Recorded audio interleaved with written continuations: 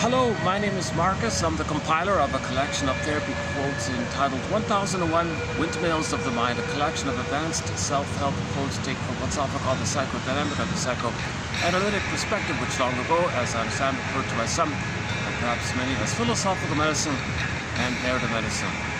In this video, I want to continue on the work of the author Robert Firestone. He has a thing called voice therapy. A little confusing. I wasn't sure what he meant by that. Voice therapy, what do you mean? He means you want to face your inner critic voice.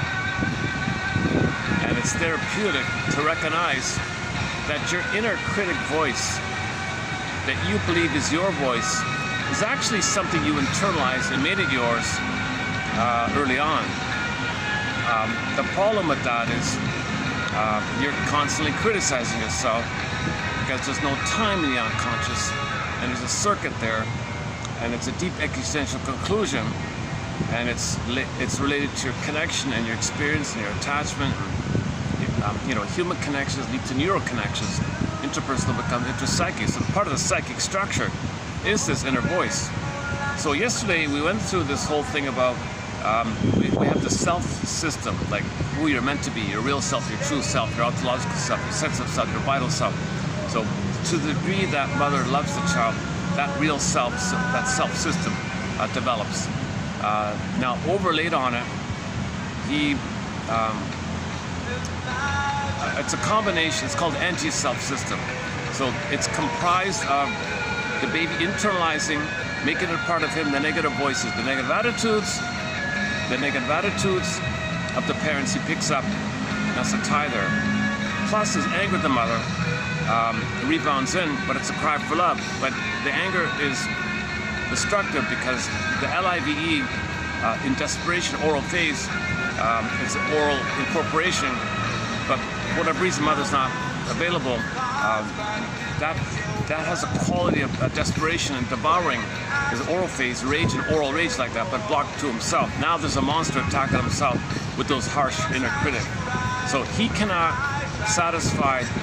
be satisfied unto himself the way the mother should have satisfied him. So he's always criticizing. You're wrong, you're never good, kind of thing. So that's the overlay of the inner critic voice. Okay, Fairbairn calls it the internal saboteur, the fifth column. The song, the rock band, the band Delirium has a song called Self-Saboteur, so it's within like that. Firestone's book is called Enemy with Them. So it's with them, This idea, it's very troublesome, this phrase enemy. It's really a mistake because there's no enemy, there's just cry for love. There's really just a cry for love. But you don't want to face this enemy with them, this threat with them, this anti-self system, internal saboteur. Remember this, it could be a devil guy, it could be civilized with any kind of monsters and queens and wicked witches and devils and vampire squids and vampires and monsters and devouring entities and sea monsters, whatever you want. That's just a visualization, pre-linguistic imagery in the primary Alice in Wonderland dream world that animates or is created in the dream world. You can think of it like a Picasso painting almost. It's a condensation, like a painting, because visual in there. So you got a monster of the id, an id monster, whatever form it takes. But that's just kind of like a spokesperson for the baby's cry for love. Baby's cry for love turns anger, block turns him angry at himself, inner critic. So he calls it the inner critical voice. For short, he simply calls it the voice. But in the context of his book, we know what he means. When we say voice, we mean the inner critical voice, the linguistic expression of his anti-self system. The anti-self system, okay, it's you internalize your anger at yourself, but that's a cry from the mother, and blurted in with mother's negative attitudes and father's negative attitudes. You put it all together, anti-self system, attacking yourself, and then the voice of it, the linguistic voice of it, are those things you say to yourself. So his idea of voice therapy, and I'll run through an example of it in this video here, so stay tuned. This will be a continuation of previous videos. So this topic by Mr. Firestone began TQ 3031, that's part 1, and then 33, 4, and 5, okay, so parts 3, 4, and 5, this will, so parts 1, 2, 3, 4, so part 5, so part 5, right? So this is part 5 on the topic. Maybe this will just be a part part run. So this is part 5 of 5 on the work of Robert Firestone. PhD guy, not a doctor, not a bona fide trick or something like that. But he wrote a bunch of books, and his whole therapy approach is to help people be aware that these negative voices that we say about ourselves, okay, we got there's the heart of the matter. What do we do with this? Okay, babies are innocent. Come on. Babies are innocent. They're meant to be loved. They're beautiful. Let me pause. Hang on a sec. Let me pause for a sec. His daughter, Firestone's daughter, she's now in her 70s. I just found this here. She's not a professional singer, but she wanted to. Here she is here on YouTube. Lisa Firestone. It's not, so she just sings just like for like a self-help kind of thing. So she has a song called "Something in Me." So okay. So mothers are they're not perfect, right? So the mistakes by the mother, the baby thinks he's no good. The baby thinks mother says you're no good. I don't want you, defective. You're no good. I reject you. You're bad. Baby thinks mother's saying that. Mother's not saying that. Baby thinks that to get along with the mother, because mother has seen his ideal for his safety, called a fantasy bond. He makes it up for his survival. But he interprets mother's rejection, mother's misattunement, malattunement, not being there for whatever reason, as the mother rejecting him. If the mother rejects him, he feels in pain, he's being punished, he's defective, unwanted. So the voices, mother said to him, you're no good, I don't want you. So he internalizes that. Babies internalize things. So when the mother says loving things, that supports the self system. When the mother fails, makes mistakes, okay, even just accidents, okay, and those accidents are perceived by the baby as the mother saying to him, you're no good, you're unwanted, unlovable, unworthy, go away, all these awful things. Okay, he internalizes that as him saying that to himself. He's hypnotized, say that to himself. Now he's saying that to himself. He's saying to himself, I'm worthless, I'm no good, I'm a failure, I'm a fraud, I don't deserve love, I don't deserve happiness, something wrong with me. So this is the so-called voice he's talking about. Okay. So what do we do with this? Because the problem is we're not fully aware of it, really, right? So if you're living a self-defeating life, the exercise is, what are you saying to yourself? You might catch yourself saying, I don't know what, I feel like something wrong with me, or I wasn't meant to be happy, or so yeah, you say the exercise is, okay, that's something you internalize from the mother or father. Let's just start with the mother. So you internalize that from the mother, or the parents, or the siblings, or people around you, whatever. So you gotta put it back out and say, they said that to you. So you do what's called gestalt. You imagine a chair in front of you, and they are saying to you, you're no good, you're unlovable. So what you do is, now you realize you're okay. It's just someone on the outside was telling you that. Now, when someone on the outside is telling you these awful things, they're in pain. So you put your mother on the couch. Because when the mother is saying these awful things, okay, that means she's in pain, she's crying for love. Everything's love, her cry for love, the mother's crying for love. She's in pain, and she's communicating she's in pain, and her anger and her judgments is that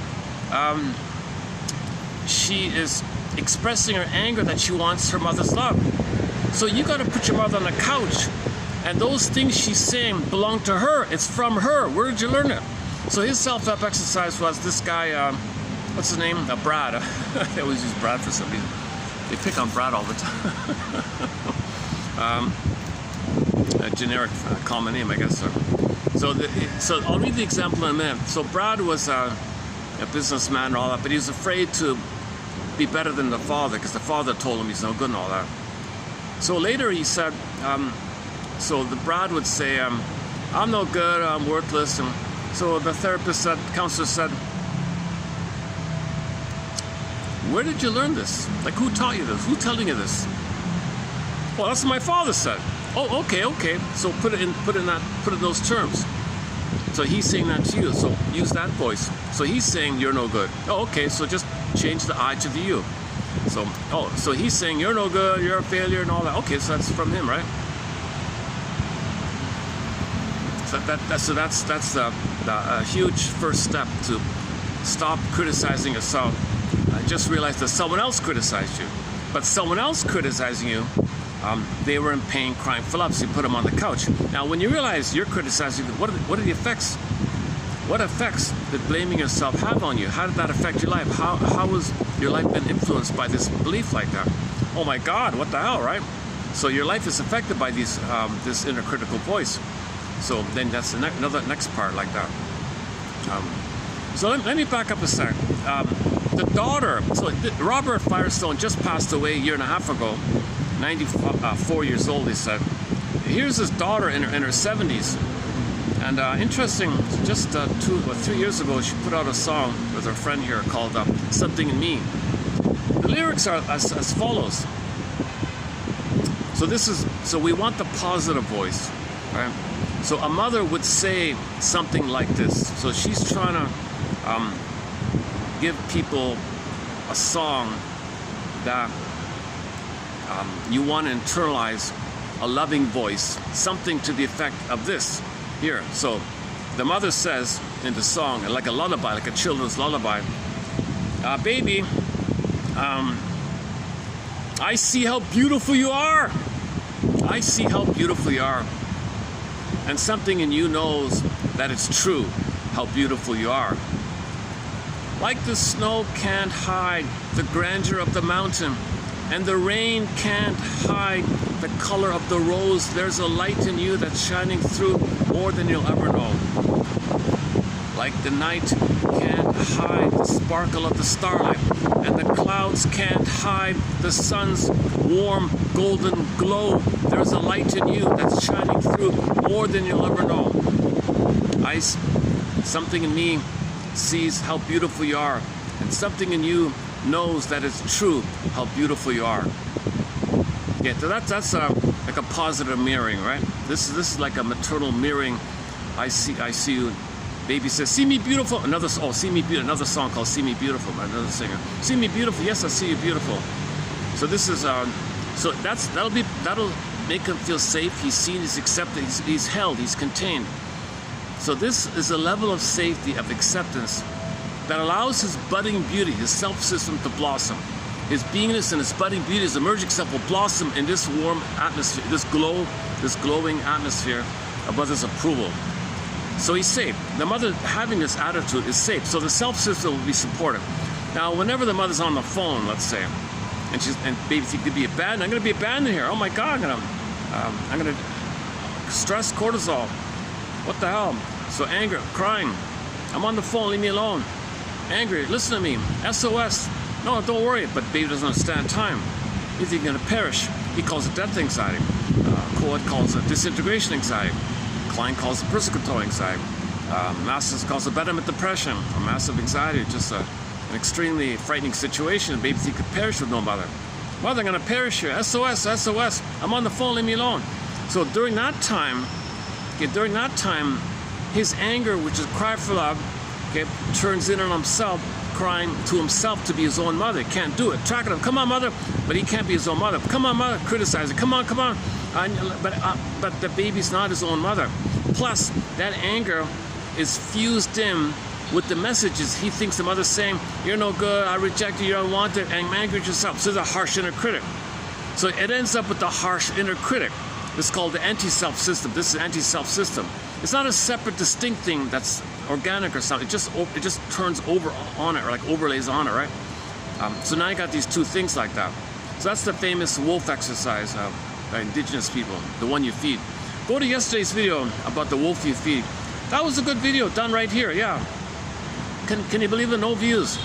That was an excellent video, almost 3 hours. I felt refreshed, I had a lot of caffeine in me. And the one before was good. And the one prior was also good. I'm getting all goose eggs now. This algorithm, this new AI algorithm that does the banning, it's more efficient. Now nobody's finding this. Before there were a few views, a little here, a little there. Now it's all goose egg, goose egg, goose egg. I've got a little goose eggs. Or the goose. No, man, it's just a whole long line of goose eggs. And okay, like one there or two there or something like that. I can't believe it. What a pity.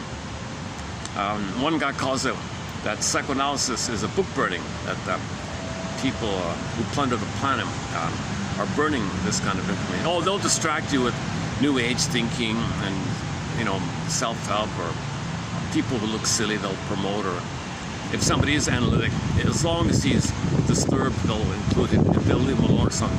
So the good stuff is kind of not encouraged. So I think Firestone is, he kind of played, he's only a PhD, he played the self-help modality, and he didn't really get into psychoanalysis, of course, but he has a little bit of an analytic mind of the internalization and the fantasy bond. Okay, so the fantasy bond idea is, so he's got two parts. The inner critical voice, called the voice, the linguistic portion of the anti-self system is attacking you. Okay, so the devil's within, monsters within, evil's within. No, that's just a cry for love to the mother. Evil means cry for love to the mother. So this thing about that, so his book's called The Enemy Within. Okay, what he means is, okay, there's a threat within. Okay, so there's a threat within. Your cry for love, turning the anger is destructive, devouring fantasies onto yourself, it's hurting yourself. So it's overlaid onto yourself. That's the threat within. Enemy within, or threat within, if there's something against you like this, so anti-self system. Now, commonly, one way to deal with the pain of this is called projection. You look around and make up, hallucinate, fantasize, attribute, just make up, cherry pick, fantasize, bing, bing, bing, oh, someone over there. Just make it up. Something over there is a threat. Oh, good, whew, what a relief. So people are eager to fantasize threats, make up threats, just coax people to act in a way. Oh, see, I told you the threat. And so they can have the opportunity to not see it's within. It's easier that way. It's too painful to face. It's too painful to fight the good fight. Okay, meaning looking at this Rick Emmett song, Fight the Good Fight, means look within. Man in the mirror, look with Michael Jackson. Look within. Inside out, look within. It's inside. It's all inside. It's all within. This whole thing is within. There are no enemies. This is nonsense. Everybody's got enemy within, and that's it. That's it. We create it to not know that it's within. As above, so below. We create it to know it's within. We manufacture a quote-unquote enemy to know it's within. The threat's within. Okay, again, the threat is the baby's crying for love. Live in love, L-I-V-E, live in love, attach, bond, connect, develop, blossom, mother block, water, imagine the water hitting the bank, rushing up, right, oh, mother, where are you, why on the phone? And the mother goes to the garage, where, oh my God, panic, fury, rage, okay, inside out, character, anger, flames popping up, spelling SOS, oh my God, SOS, mother, where are you going? You're going to abandon persecutory anxiety, you're going to abandon, now I'm going to die here, oh my God. Mother, so where's it going to go? This is a cry for love. All this anger is a cry for love, but now turning on himself. He'll be angry at himself, rage at himself, inner threat to himself, but it's a cry for love. Now, the symptoms that you get in the body, the pain communicates this cry. So the pain in the body, psychosomatic symptoms, somatization, the pain in the body, organ failure, any skin problem, any respiratory, anything in the body that's damaged, that pain and the damaging communicates the cry for love. Most 99.9% of our body problems, it reveals, it's concealed, it's within, but it reveals the cry to the mother. It just rebounded in like that. That's the topic yesterday about the Howling Man, season 2, episode 5, the Twilight Zone.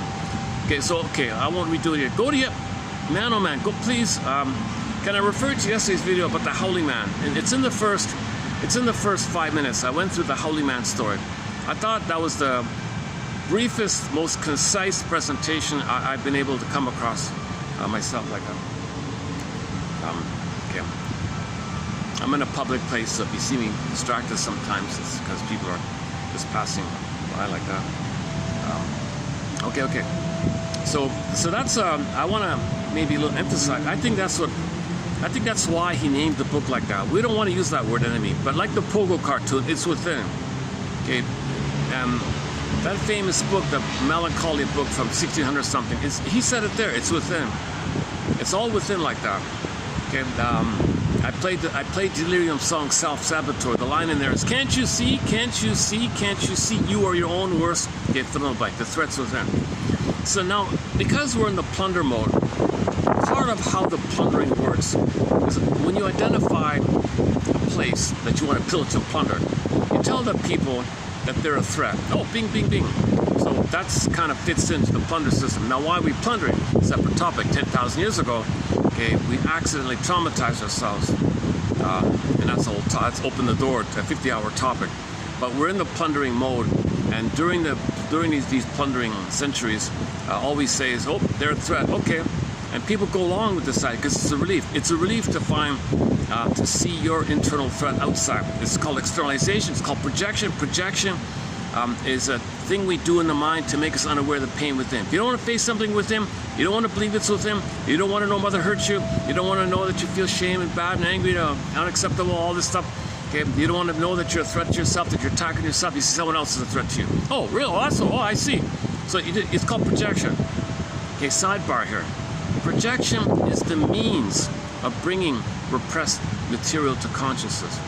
Okay, we put it on the out to nose with them. It's projection. So it isn't out there. We just create it. Everybody's projecting. So we got to own our projections. We draw projections, famously known as shadow work. Dark, shadow, unknown. So you project something repressed, unknown, dark, shadow, shadow. Okay, you see it out like that. This was known a long time ago. The ancient Nubian people, somewhere in Ethiopia or something, 20,000 years ago, they had a famous proverb. Some scholar dug it up or something. Very simple. It says that the camel can see the hump on the camel in front of him, but he can't see his own hump. So there's two parts. You tend to see other people's blind spots, but you can't your own blind spot. Or what's in your blind spot, you say it's over there, like that. The Aesop, also ancient Africa. Okay, we have two bags, one behind, one in front. Same idea. So you don't see what's your shadow unknown, but you can see. But you can say, I can see what's in front of me, who's other people's stuff, but you can't see your own stuff. Okay, play Bruce Springsteen called Blind Spot. He sings about it. Bruce Springsteen. I try to play it due to copyright. I can't play it. He says it there. I choose the wrong women who hate me. It's a blind spot. His mother hated me, or at least the song, protagonist of the song. I'm gonna talk about personally. Okay, so I don't have the book. It's $9.99. $9.99 to buy a copy of it. I got a feeling it's probably one of his better books. It seems to be. He wrote it in his 90s, so it might be a distillation of his life work, I think.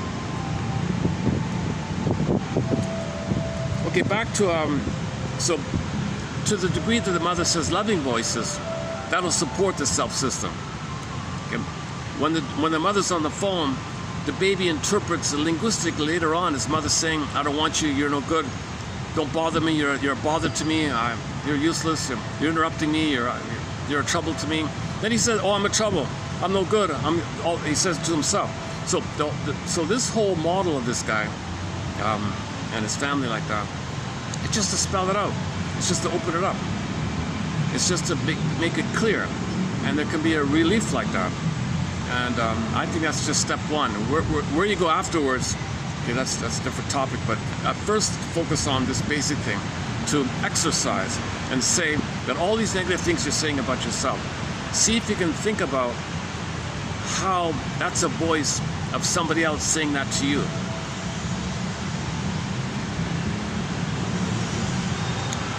So the success one is common, right? So, okay, let me hang on. We did this song already. Oh, we did this song already.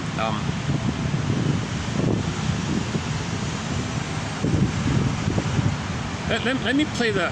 Here's an idea. Let me play that. Here she is. There. Is there gonna be an ad? Let me play the song in the background. That's the daughter. She's in her 70s, eh? Something in me, yeah. She's playing it, just her and the keyboard.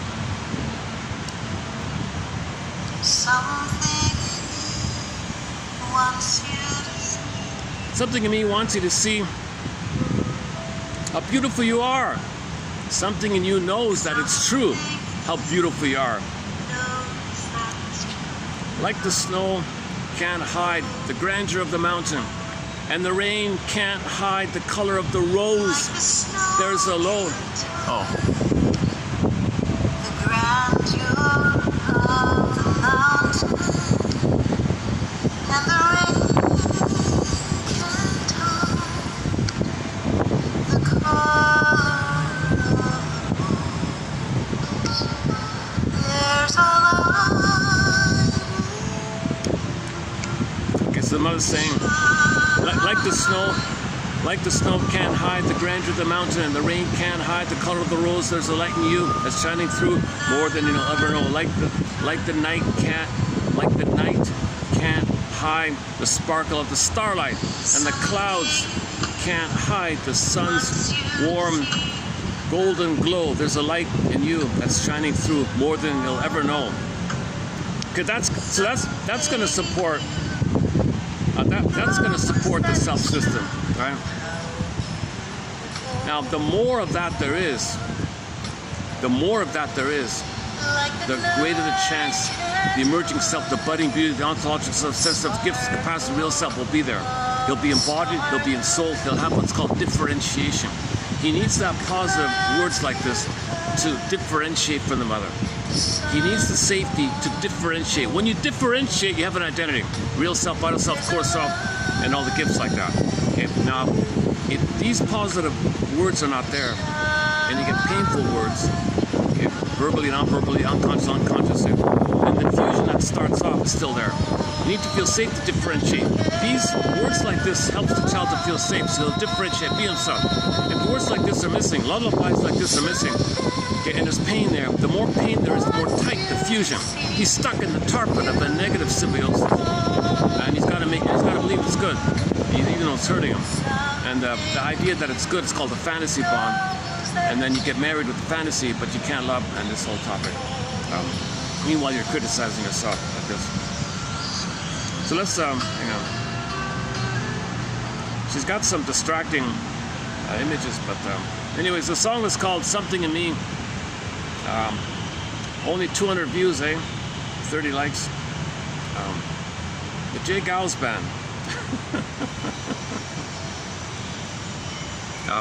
This is probably a personal improvement on her end, maybe to heal herself. Let's okay, let's do this. Let's do the example with Brad. I don't know why all these authors use Brad. Like a dumb football player, so I don't get it. Anyway, so here's a made-up story by the father, the guy who passed away. So this Brad guy, he's a middle-aged businessman, but he's floundering around. He wants to be more successful. He's not quite successful. He's paying the bills, but he's not really happy. He's kind of stuck. He's having a midlife crisis, put it that way. And he says to the counselor, "Dear counselor, I've always seen myself as a loser. I think that's why I've been so desperately focused on making money. It would finally prove that I'm not a loser." Counselor says, "Try to verbalize the attack that you're a loser as though someone else were talking to you. Start off by saying you're a loser and go on from there." "Oh, I see. Okay. You're a loser. You're such a loser. You can't do anything right. You're lazy, no good for nothing. You're a failure." Unquote. Anytime I have success, I think that I was just lucky. "Oh, okay. Say that as a voice attack. Cool. "Oh," so the father's saying, "So you were just lucky this time. It's not because of anything you did. You're still a loser. You'll always be a loser." Unquote. Okay, counselor says, "Where do you think these attacks come from?" Okay, so you first off, he thinks to himself, "I'm a loser." Counselor says, "No, make it a you. You're a loser." Okay, where do you think that voice is coming from originally? You weren't born with this innate thing. You learned it, right? Somebody put it into you, and you made it for yourself with the connection. "Oh, yeah, my father said that." So either he said it directly, or it's implied, and you interpret it that way. So in this case, this is sort of a typical 101 kind of example here, but got to start somewhere, right? Okay, so the counselor says, "Where do you think those attacks come from? All these negative things, this barrage of negativity, saying you're a loser and you're no good, you're lazy, you're good for nothing, you're a failure. Where is this coming from? Who said that to you?" Brad says, Oh, I can answer that. Yeah, that's from my father. That's from my father. It was obvious from as early as I can remember that he thought that I was a nothing. He was constantly making degrading comments about me. He would call me a lazy, good-for-nothing little beep. The counselor says, try to express the way he felt about you as a voice. Okay, make him say that, right? Yeah, all right. Okay, let me think here. Yeah, sure, I can do that. Okay, let's see here. It'd be something like this. Quote, so he's pretending to be his own father, right? Saying it to him. The father say, yeah, he said to me, quote, I think he said to me, quote, you're nothing but a little beep. You're a lazy, good-for-nothing. You think you can be somebody? Ha! You can't. You think you're worth something? Ha! You're not. You think you can be successful in life? Ha! Forget it. He's feeling sad a little bit. Counselor says, go on. Tell me more. Tell me more. Go on. You think you're so great, eh? You think you can be better than me, eh? Well, you can't be. You're just like me. You're no different from me. You're no better than me.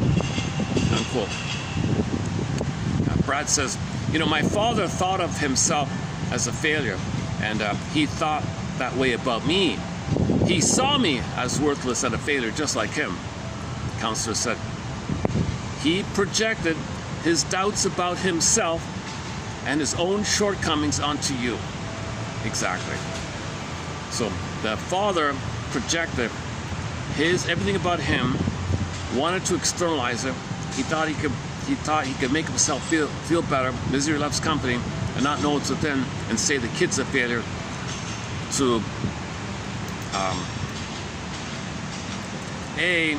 if he scapegoats the kid, makes the kid a failure, he's communicating that he's a failure, number one. The father wants to communicate he feels those things, so he makes the child in that state so he can know what he feels, and he wants the son to hold and contain what he feels. B, the father thinks he can magically get it out of him, that he can export it and he can be freed. Nonsense. C, misery loves company, so there'll be a oneness, so maybe the son will be one with him. He's a failure, he won't be alone if he's a failure. D, he's using the son as a symbolic mother for understanding, please heal me. Okay, and so on. So the father's doing this for a variety of reasons. So he projected and didn't want to know these things about himself and said that to him. Exactly, Brad says. When I think more about those particular voice attacks, I realize my mother had those same hostile, degrading thoughts about my father. Okay, now we go to now he's observing what the mother said about him. That day he picked up, right? That was the point of view that I picked up in my family, that men are beep, beep, beep. So the mother hates men and the mother hated her husband, and she hated Brad because Brad looked like him. So she hated both of them, basically. And she dispersed her anger onto the husband, onto him, because they looked alike. My mother and father both thought of my father as nothing but a failure, that he couldn't make any real money, that he would never be a success, that he couldn't do anything right. I identified with the attack on my father and felt that I was a beep also. Counselor says, what voice attacks would be coming from your mother? I can, that's easy for me. I can tell you that. She actually said these things out loud. I remember what she said. I remember clearly what she said to him. I was a little kid, and I can tell you word for word the things she said to him in my presence. She said to my father, well, she said to me, hey, little boy, look at your father. He's such a beep. He's such a failure. He can't do anything right. His whole life has been a failure. And he's an embarrassment to me. He's supposed to take care of me and make me proud. But he has always failed me.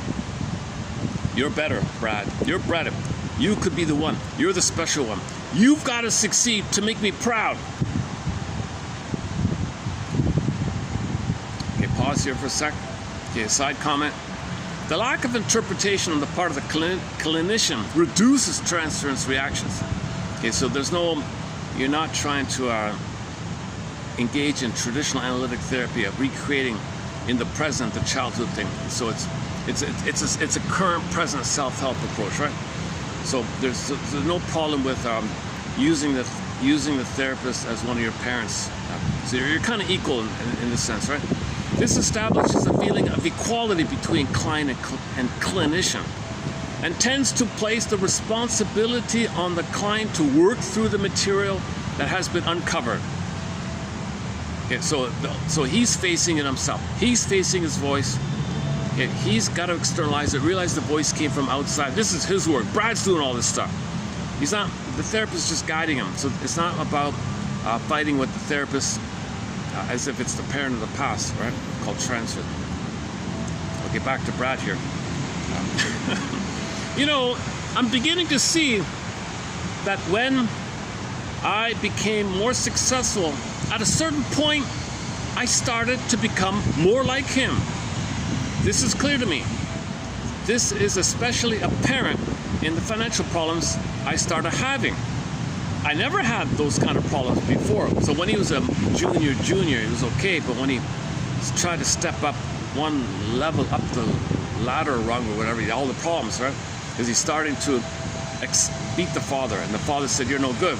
So the moment he might excel over the father, he freaked out and failed himself to keep himself down. I never had those kind of problems before. That had been a particular... Okay, so when I started to possibly make some improvements in my life and get a promotion, for example, it's like I began to sabotage it, and I sabotaged my success. It was like I was too guilty to be that much more successful than him.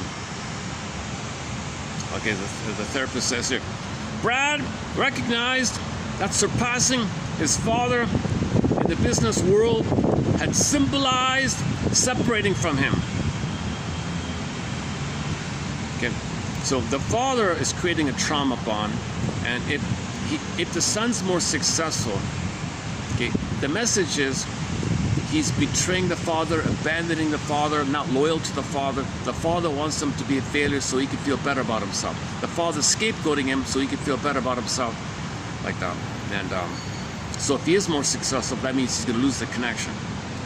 However, after he achieved significant success, he was too fearful and guilty to maintain his separateness, and he reverted to defensive behaviors that emulated his father's lifestyle and way of doing business. People can deal with a particular voice attack by responding emotionally and angrily. They can also put into words a rational or realistic appraisal of their point of view and their behaviors from an adult ego state. Sometimes people answer back to the voice and challenge it directly as though they were addressing an actual person, because they tend to attribute their voice attacks to specific parental figures who were hurtful to them. They often find themselves talking directly to their parents in a form of psychodrama. So this is psychodrama. You imagine your parent is there and you tell them all these things. Tell them to stop it. You're talking about yourself. You stop saying that to me. Don't expect me to believe the bad things that you're saying about me. Look in the mirror yourself. What's this got to do with me here? What are you making up? Okay, these expressions that tend to be angry and may reflect the rage of a child against a parent, whereas rational statements about oneself reflect a more adult, mature posture. This is not to say that a person's answer to the voice spoken from the adult mode will not contain anger and outrage at the abuses suffered in growing up. Brad was aware of a strong urge to counteract their distorted voices. Okay, so now the therapist says to Brad, so how would you answer back now that this critical voice was from them saying it to you? How would you answer them now that it's out of you? Now that it's you, somebody saying you're no good instead of saying I'm no good. Now someone's saying, what do you say? What do you say to them? So what do you say to your parents now? So psychodrama. Imagine a chair in front of you, and your father's saying these things to you, and your mother's saying these things to you. How do you say it back? So people, that's unique for everybody, right? So in this example here, the Brad says, well, first of all, in response to my father's attacks, I would simply say, look, Father, you are wrong about me. I'm not what you said I am. You don't even know who I am. You don't know me. I work hard. I've been working since I was 14 years old. I'm not lazy, like you say. I'm not a loser or failure, like you say. You're the failure, not me. Don't put that on me. That's how you felt about yourself. Those attacks have nothing to do with me. Okay, so you want to make it clear that the father's projecting and he wants the kid to identify with him, okay, for his emotional soothing. So you got to make it clear that it's not about me. You're the failure. You're unhappy with yourself. You're dissatisfied with yourself. Don't put it on me. So you got a boundary like that. So he's trying to put a boundary like that. So and it also helps him to free himself from this obligation, right? Don't put that on me, Dad. That's how you felt about yourself. Those attacks have nothing to do with me. Okay, unquote. My response to my mother, woo! You think that's something? Wait till you hear what I have to say about my mother. My response to my mother is much angrier. It feels much angrier. I felt a lot of pressure from her to perform, and I felt like I could never measure up. Quote, Mother, I'm not interested in what you have to say about my father and about men in general. You were a bitter, victimized, childish woman. In your inflated, egotistical view of yourself, no man was good enough for you. I'm not supposed to be this man for you. I have my own life. Beep, beep.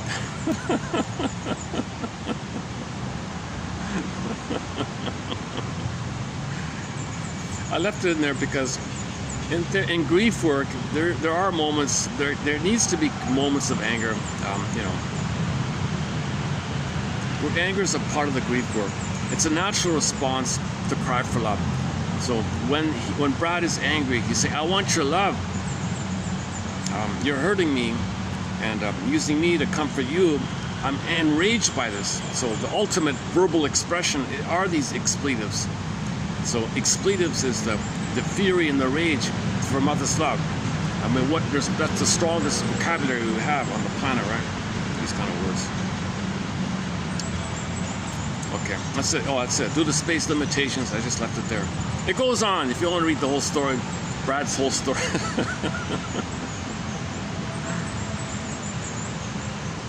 Let's see if I can get lucky if the phone will. Let's see if the phone will read it out here. One sec.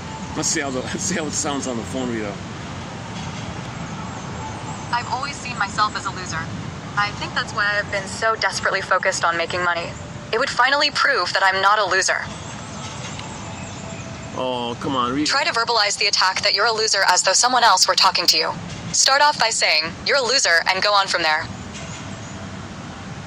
You're a loser. You're such a loser. You can't do anything right. You are a lazy, good for nothing. You're a failure. Anytime I have a success, I think it's just that I was lucky. Say that as a voice attack. You were just lucky this time. It's not because of anything that you did. You're still a loser. You'll always be a loser. Where do you think those attacks come from? That's an easy question to answer from my father. It was obvious from as early as I can remember that he thought that I was a nothing. He was constantly making degrading comments about me. He would call me a lazy, good-for-nothing little shit. Try to express the way he felt about you as voice.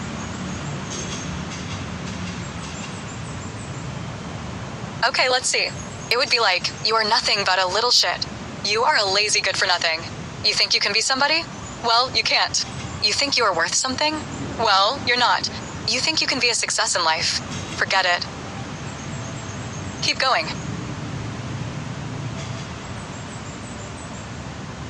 You think you are so great? You think you can be better than me? Well, you can't. You're just like me. You're no different from me. You're no better than me. My father thought of himself as a failure, and he thought that way about me. He saw me as worthless and a failure just like him.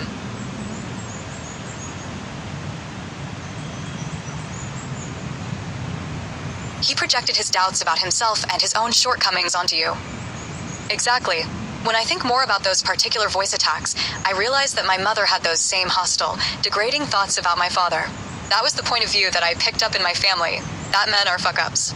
My mother and father both thought of my father as nothing but a failure, that he couldn't make any real money, that he would never be a success, that he couldn't do anything right. I identified with the attack on my father and felt like I was a fuck-up too. What voice attacks would be coming from your mother?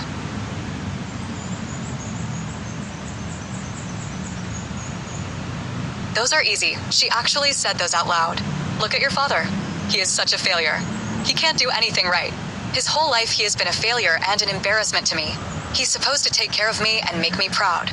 But he has always failed me. You're better. You could be the one. You're special. You've got to succeed and make me proud. The lack of interpretation on the part of the clinician reduces transference reactions, establishes a feeling of equality between client and clinician, and tends to place the responsibility on the client to work through the material that has been uncovered. After verbalizing his parents' points of view toward him, especially his father's attitudes, Brad gained insight into one of the reasons he had retreated from a position of leadership.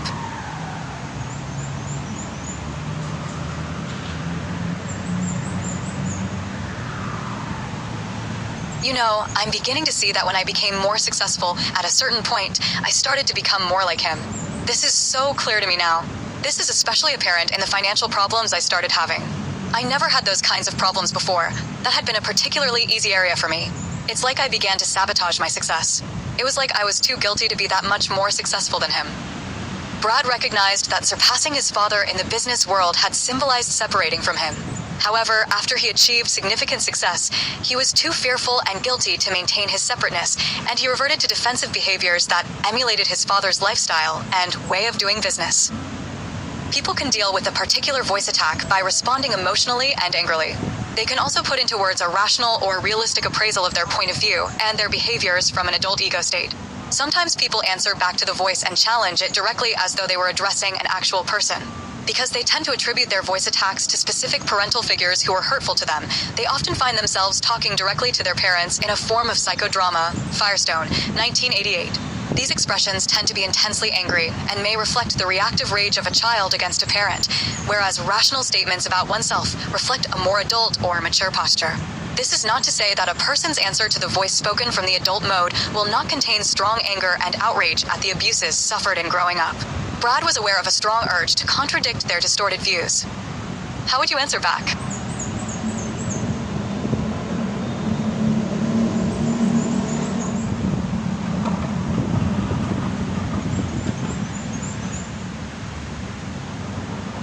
First of all, in response to my father's attacks, I would simply say, "You are wrong about me.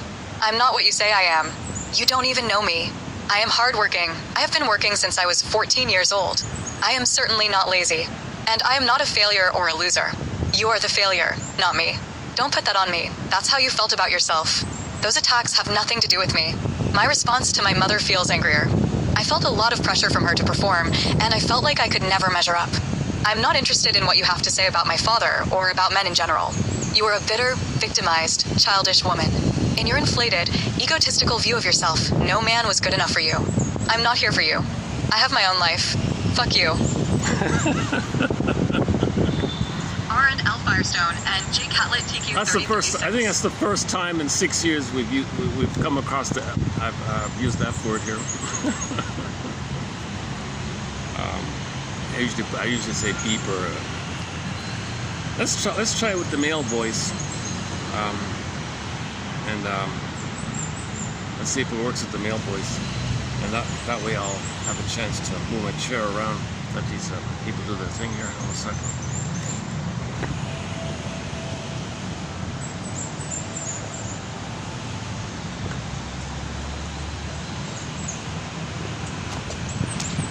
I've always seen myself as a loser. I think that's why I have been so desperately focused on making money. It would finally prove that I'm not a loser. Try to verbalize the attack that you're a loser as though someone else were talking to you. Start off by saying, "You're a loser," and go on from there. You're a loser. You're such a loser.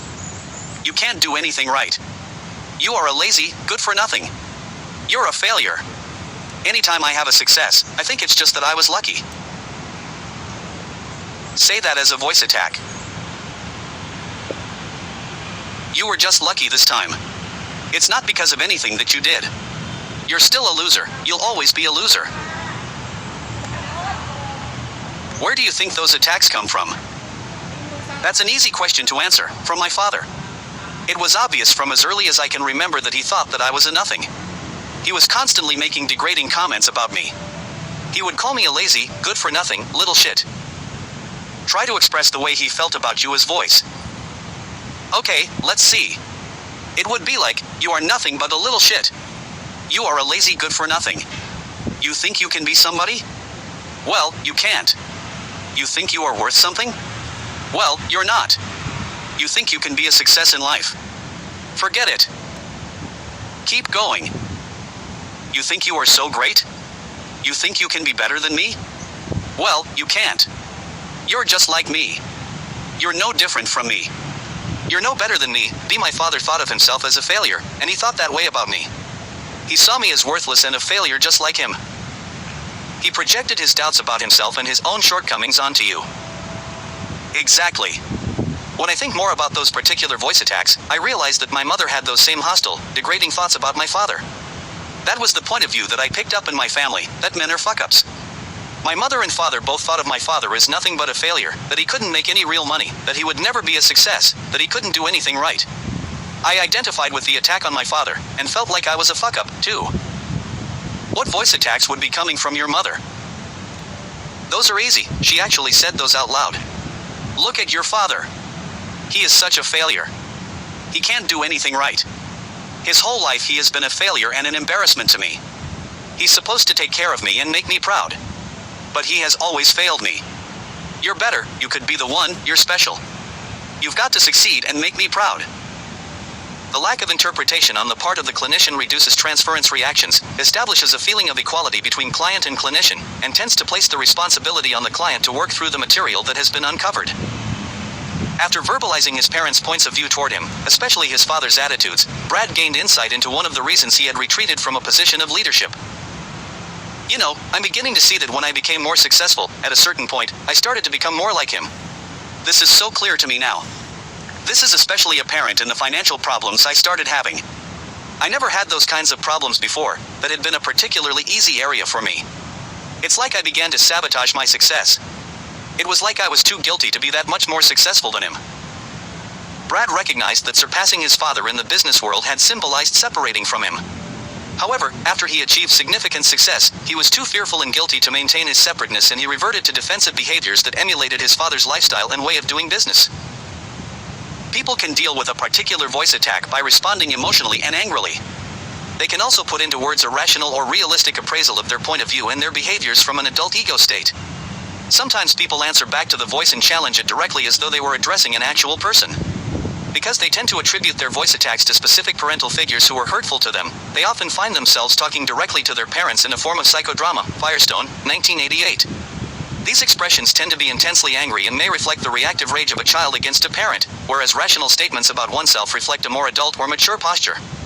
This is not to say that a person's answer to the voice spoken from the adult mode will not contain strong anger and outrage at the abuses suffered in growing up. Brad was aware of a strong urge to contradict their distorted views. How would you answer back?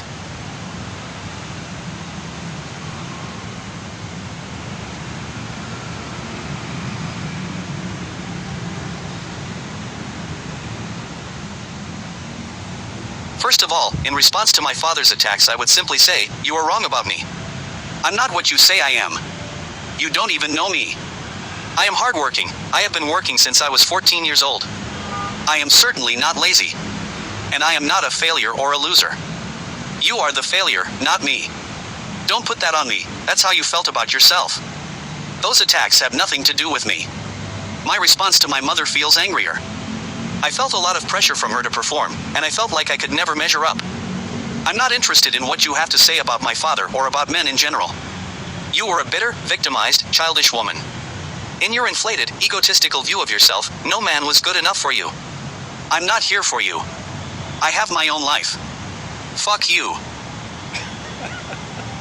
R&L Firestone, and J. Catlett TQ 3036. Because the mother turned to the boy to be her little man. You be my man. You be my everything. You be my substitute husband. He's saying, back off like that. I have my life like this. I can't be a substitute husband for you. Don't parentify me like that. I'm a man and I'm going to get married to a woman. Don't expect me to be married to you. I'll never love a woman if you do this kind of thing, right? So for more on this point, in the case, a good follow-up to this is Nick of Time. Twilight Zone Nick of Time. He did a similar thing, back off, mother. Okay, but the failure of not saying back off was called Young Man's Fancy. The mother engulfed him, and he's stuck there like that. And the men who were stuck there like that, it can lead to all other kind of problems too. All right. So one of the co-authors of this book is his daughter. So we need more of that. Let's see if I can. Hang on. How do you feel? We need more of that song by the daughter, called something. Hang on. Let's play this song again. So ideally, the healing is between the mother and the daughter. If daughters can exercise the voice about they feel about themselves, and see the mother said that to them, and then when they have a kid, then they can say to their children something to the effect of this song here, something in me, this one here.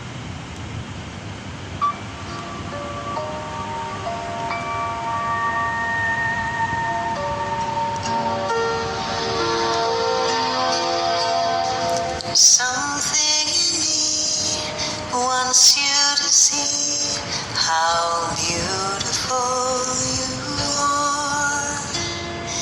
Something in you knows that it's true how beautiful you are. Like the snow can't hide the grandeur of the mountain, and the rain can't hide the color of the rose. There's a light in you that's shining through, more than you'll ever know. Something in me wants you to see how beautiful you are. Something in you knows that it's true how beautiful you are. Like the night can't hide the sparkle of the starlight, and the clouds can't hide the sun's warm golden glow. There's a light in you that's shining through,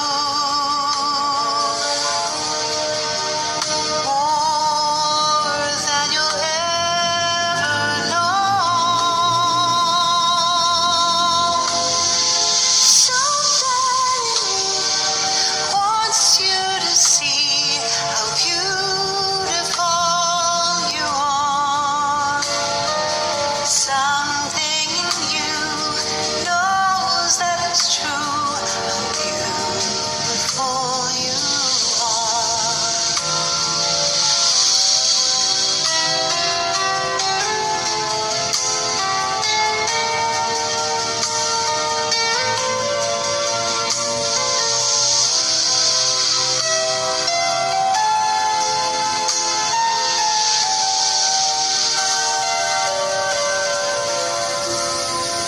Something in me wants you to see how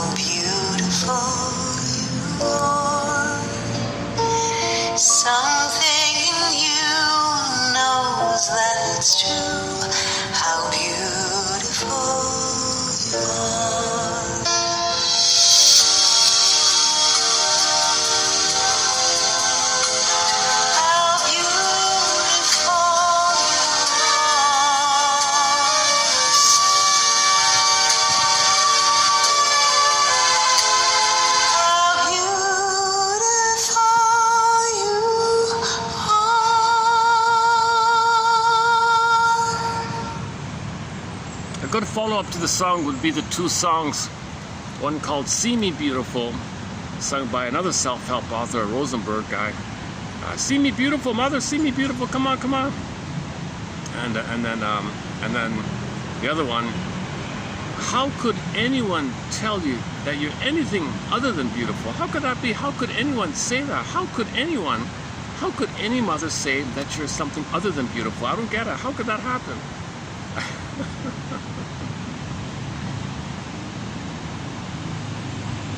Okay, so study displacement, study projection, identification of aggressor, discharging the tension, communicating, this will talk, repetition compulsion, projective identification. So we're trying to process, work through, resolve, understand our story, we act out, recreate, repeat, so we can get our story and stop repeating kind of thing.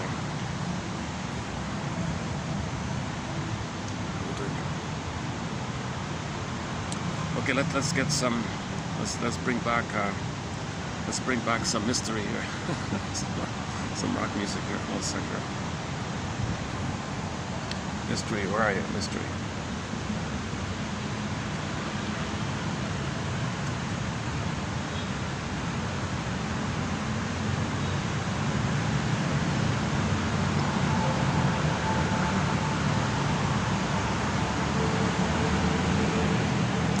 Actually, tell you the truth, that's all I have for today. This part 5 on the work of Firestone.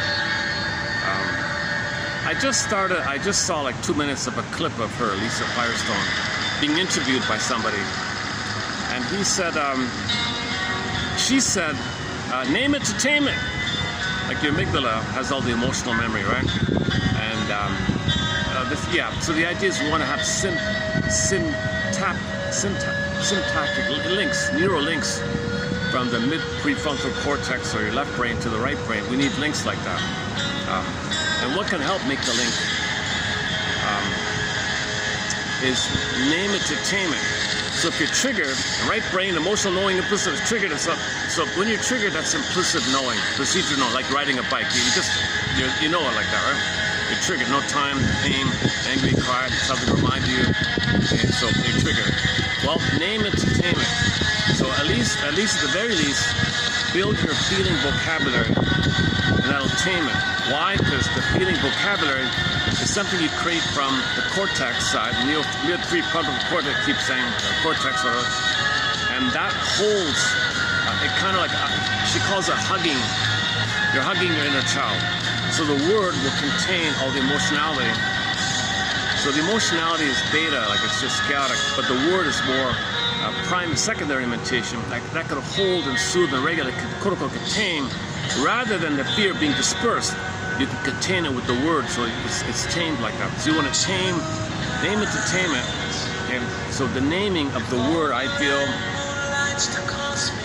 sick, just say whatever, I feel icky, I don't know, just whatever comes up. I feel scared of that. I guess a common, so fear, sad, shame, embarrassed, the burning feeling, angry. I guess a common, others angry, of course. Just fish around for the right word that feels kind of right. Then that has the effect of quote-unquote containing with the emotion. It's contained. When it's contained, it's like mother holding the baby. It's tamed. It's calmed down with it. So you calm down when you name it, you tame it, she says. That's her slogan like that. Name it to tame it. So that's similar to, we're looking for syntax, we're making it for links. We've got to make links between the unconscious and the conscious. When there's a link, that means you know what you could have known. You can now recognize what you couldn't have recognized. So you're seen like that. So the metaphors in Theater of the Mind, I feel like Carl Menninger, you have a theater, you're in the audience, on the stage, you're the director, things coming on stage, your life is being seen on stage, you're seeing yourself on stage, things are hopping over. So ultimately your inner child comes on, and you got to see that your child is in armor, can't speak, and the anti-system is banging on it. A wicked queen is banging on the armor of a little baby, the little baby, and the wicked queen is back off. So help yourself like that. Discussed yesterday. So for more on the Theater of the Mind, check out yesterday. Okay, yesterday's video is hours, almost 3 hours, will be a good follow-up to this short, briefer one. I'm going to keep this pretty short today. So this part 5, a good follow-up to this part 5 here are parts 4, 3, 2, and 1, right?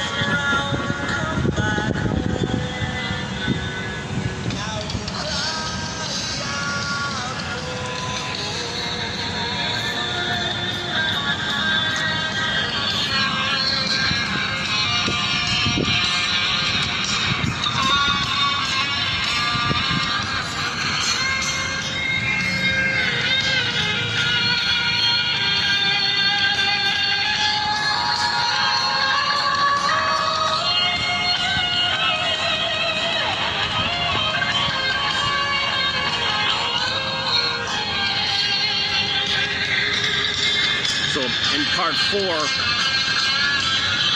we ran through the fantasy bond idea. So that's why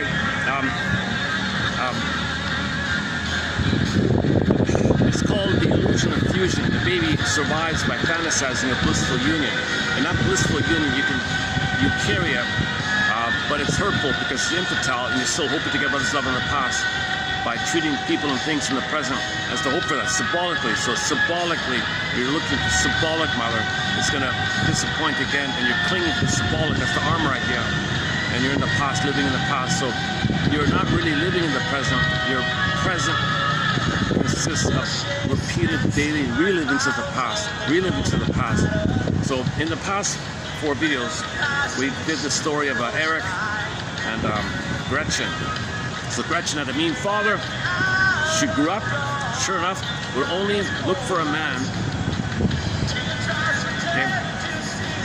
The choice of man will be based on either direct resemblance, or she could distort her perception to fit it, the resemblance of the mean father. So the father is kind of directly, it's called direct selection. Distortion, she perception distorted. Or the third one, she provokes someone to be like him. So that was the third one. So Gretchen married a man who was nice and all that, but she couldn't handle him. It's out of her defensive system. When you're out of the armor, you feel the benefit of depression, right? You create the armor because of the pain. So if you're gonna step out of it, you're gonna feel the pain. So you go back to the armor. So she married the guy who's nice to her. She provoked an argument with him, and it would provoke him to be naughty, to be mean like the father, so she can maintain the armor. So she couldn't accept something new. Okay, the little boy, Eric, same story. Had a hard childhood, went to a happy home, and provoked the new family, the relatives, to treat him as badly as he was treated before. So this is also talked about yesterday, about the reliving. So neurosis is you're not living, you're reliving. Repetition compulsion, you're reliving. And the reliving is the fantasy to get better past. So there's that's dysfunction, neurosis, spending your life like that.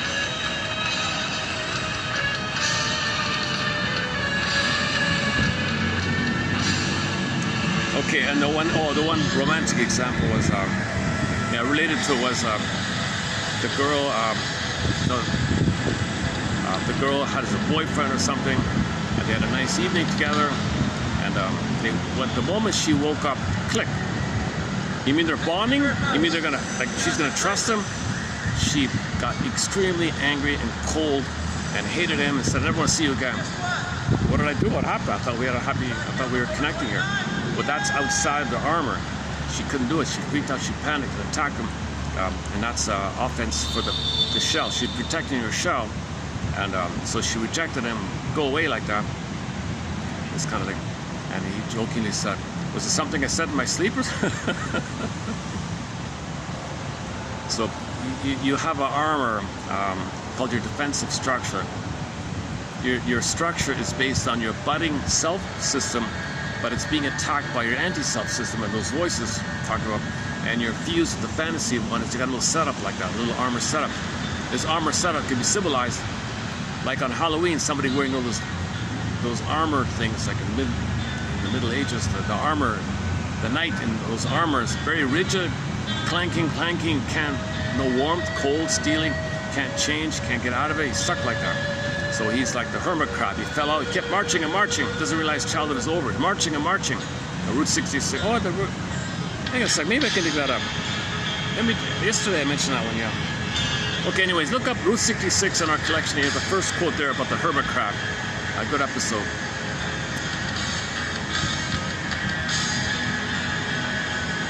So the key thing is people recreate the past. That's what's familiar. It's painful, it's armor, it's feel, it's safe, but it's empty. And you step out of it, you're gonna feel what he calls annihilation anxiety, all the immense anxiety the babies felt. The armor's to protect them. So if you step out of the armor, you can feel that anxiety. Basically, you said recreate the armor. Now, you create the armor, but what sustains the armor is the fantasy. So another case was she married a guy. Now, a man married a woman to project the fantasy, to have she's a prop for his fantasy, but he ignored her. He hated her, but he wanted her around, maybe like once a week we'll do something, or we'll do this little routine, or so just so I know you're around, but I don't love you or care. Look at you, talk to you, I ignore you, but just be around in some kind of little routine thing. That preserves his own private fantasy, that he's married to this fantasy oneness, the missing breast that he never got. He's married to that, hates the woman in the present. Woman said, what the hell you're so cold to me. Don't you love me? I married you, didn't I? Yeah, but you don't love me. I married you. So he wanted to protect the fantasy, because the reality of loving her would interrupt the fantasy. He preferred the fantasy. The fantasy kept him safe in this neurotic safety, this armor thing. So he couldn't step out of the fantasy. Like he couldn't risk trying to. He feels too much anxiety. He doesn't understand himself. He doesn't understand that if he were to love his wife, he would feel anxious. And when there's anxiety, he'd go back to the old self. So if he tried, he'd freak out and go back to the old way or something. So the woman said, I can't do this. I can't get you out of, you're married to your fantasy thing. You're not married to me. That kind of. So she left the poor guy. She left the guy. So he had a schizoid personality pattern. Narcissists do this, schizoids do this, bullies do this. Waif narcissists, clinging, buying narcissists, passive-aggressive, idealizing narcissists. Okay, passive-aggressive bullies do all these obsessives and paranoids and acting outs and hysterics and histrionics. All these dysfunctional selves do this kind of thing. They're holding on to a fantasy that one day, someday, they'll get themselves in the past. Meanwhile, their voice is attacking them, holding on to the fantasy, and this little setup, a little armoring like that. So they're marching along in this survival thing. They don't realize they're out of the childhood. They don't realize they're grown up. The survival brain doesn't know time.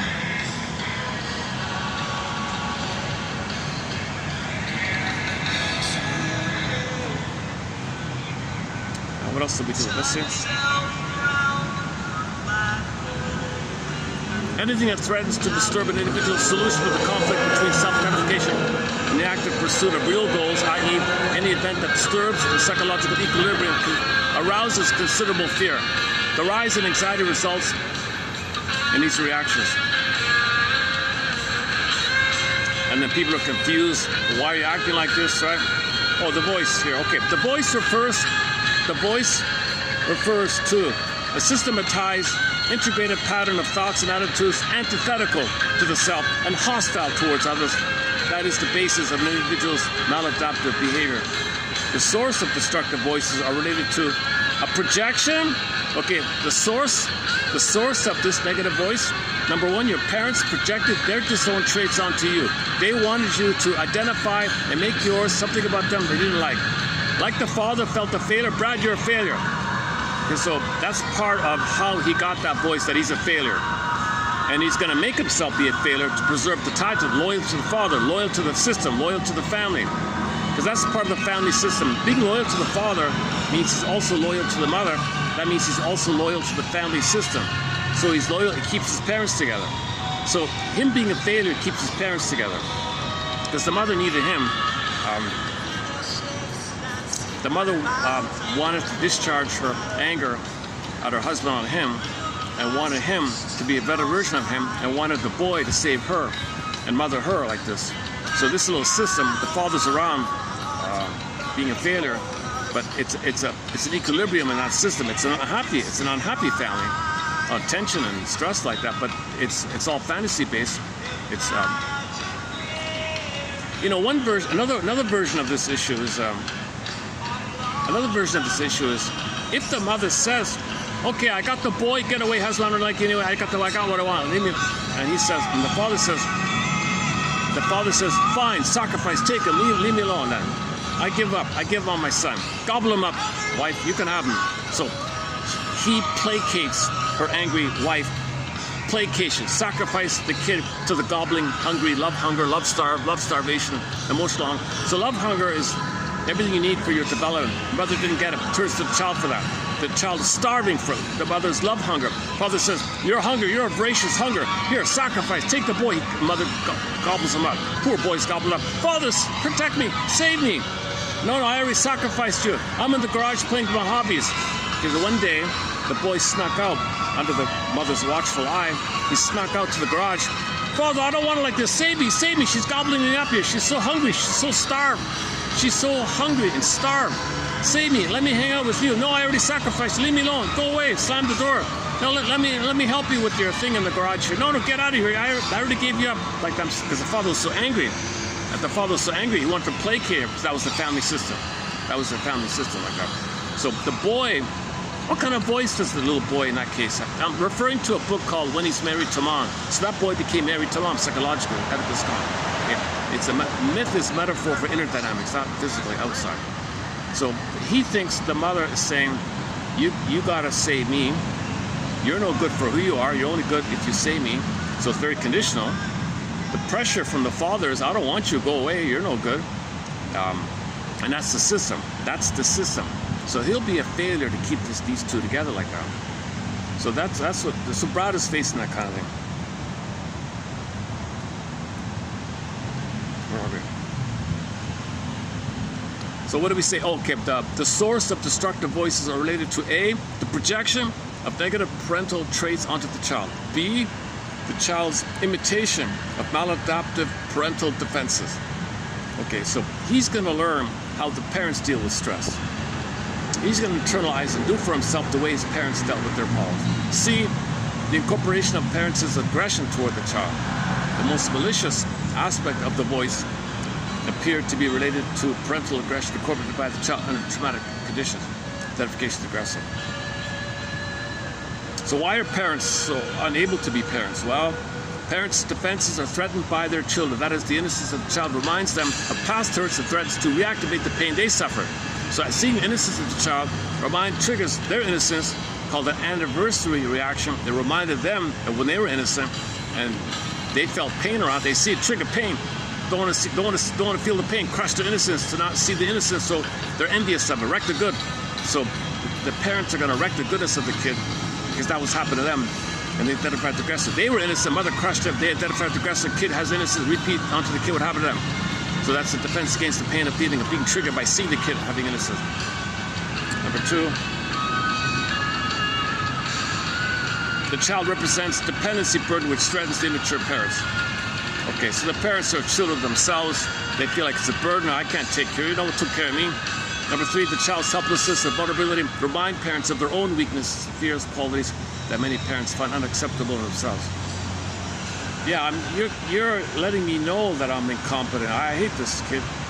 Number 4, the child is perceived as a rival. Oh, that one there.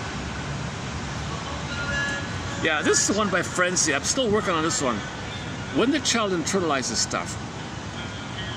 Okay, mother says, I'm helpless, I'm a child, someone should take care of me, you take care of me, baby.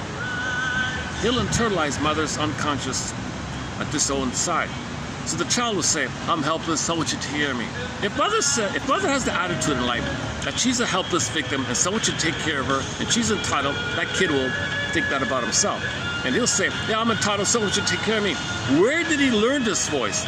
So put it out on the chair in front of you and say your mother's saying to you, you're helpless and others should take care of you. No, back off, that's your stuff, leave me alone. Don't make it, that's your stuff. Don't put that on me. That's your stuff. Keep it in you. I have my life. I'm an individual. Nature's greatest miracle. The odds of me being here are 1 to 400 trillion. And never in all of history was there ever anyone like me, unique like me. Nature's greatest miracle. I'm a me. Virginia Satir, I'm a me. I have a right to my budding beauty, my blossoming. And you're wanting to crush that to make me believe what you believe for your comfort. It's immensely unfair. I'm very angry at this. So now let me put you on the couch, mother. You got a problem. I want to analyze you. Okay, have a seat. Okay, tell me about your inner voices, intergenerational trauma, and put your mother on the couch. Okay, and realize she's wounded and all that, and she's impaired, and she has MPD, and all the things going on with her. That puts some separation when you put your parents on the couch. It's about them, not about you. But if you don't know that, you think it's about you. No, it's about them. They use you to feel better about themselves. They use you to dump on, like to contain their stuff. So the child is being a quote-unquote container to hold the pain they feel. Remember the thing about the naming containment? The mother wasn't held herself, right? They want the child to emotionally hold her pain. So the child's presence being a failure symbolizes the holding, and she sees externalizes now within her. It's projected. The child identifies as a constant scapegoating role. The child's being scapegoated by it. So when Brad says to his mother, you know what? Because he's talking about being scapegoated. Nobody wants to be scapegoated, right? Now the problem with the scapegoating dynamic is called emotional triangle. When there's tension between mother and the father, the third is brought in to disperse the tension. The third, okay, so one of the children, if there's 5 kids, one will be picked to be the scapegoat. That keeps the whole family together because the tension the parents feel, the kid is holding the tension. The kid is holding shame and failure, and the parents feel relief by it, and all the other kids are kind of, woo, you didn't choose me, thanks. So in the story about how parents choose which child to scapegoat, that's a different topic we discussed, 2 weeks ago.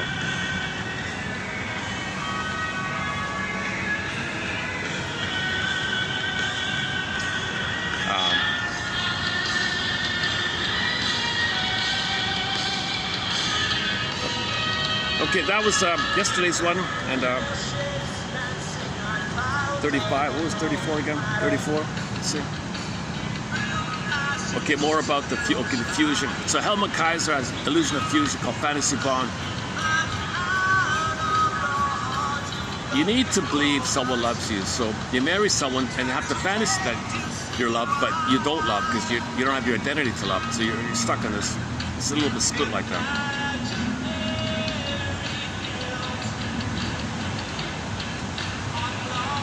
The voice can be conceptualized as being an overlay of the personality that is not natural or harmonious, but learned or imposed from without.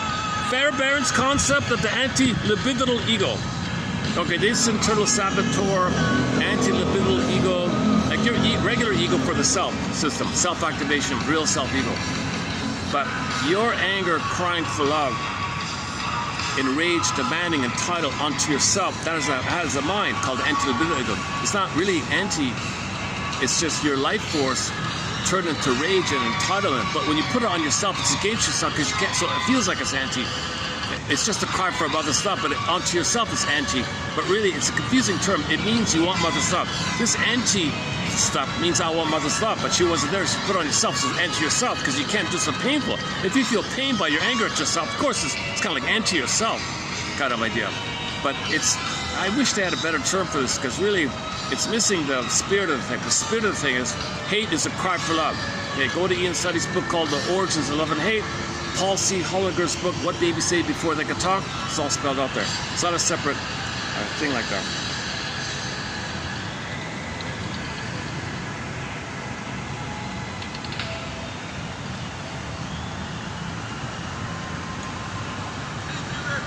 Thank you very much. The voice. Okay, should we leave it there? Okay, we did. Okay, the system versus anti. Okay, in the article I showed you that there was these two self-system, anti-self system. You got the two like that. That's of two minds idea, two wolves idea, the divided mind, house divided. So you want to love and live, but your internal life voice. No, you can't. You got to save me. No, you can't. You got to save me. The parents' voice. No, you can't. You got to save me. So the Brad's mother. No, you got to save me. You make a lot of money. That's money for me. So he wants to be himself, but someone's saying, no, you can't be yourself. You got to do what I want. You can't be what you want. You got to do what I want. So you got this house divided. Part of you wants to be yourself. Another part of you is telling you that you internalize, no, you got to do what your mother. You got to play the role for your mother. You got to be scapegoat. You got to be hero. You got to be star. You got to do this. You got to do that. You got to play her. You got to be express a voice for her. You gotta pick up her battle, or you know, pick up her issue, things like that.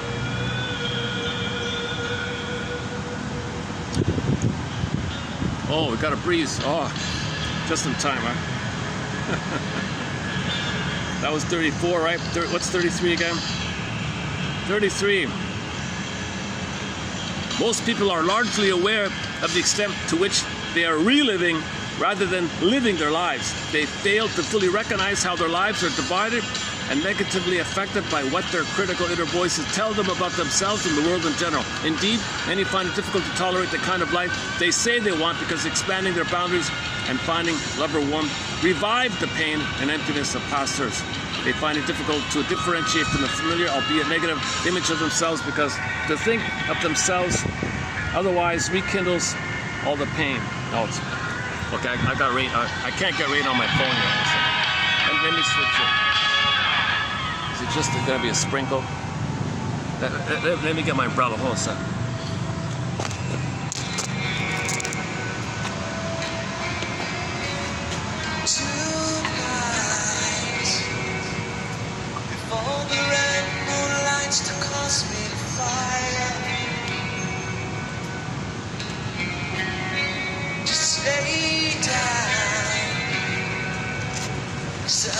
Glass of wine, close your eyes.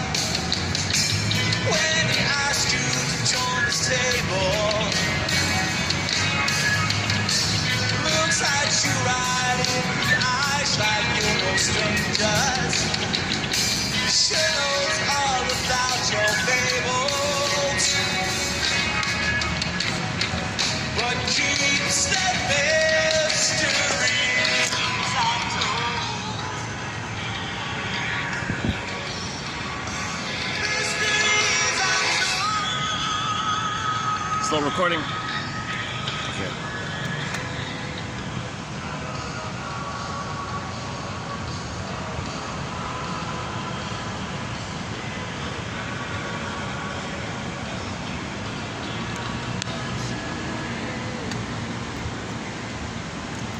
Okay.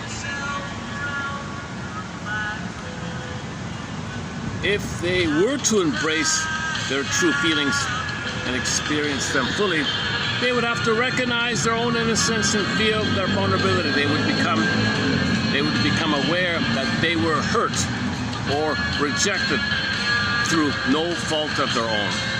No fault of their own. Nobody's born bad or guilty or in debt to the mother.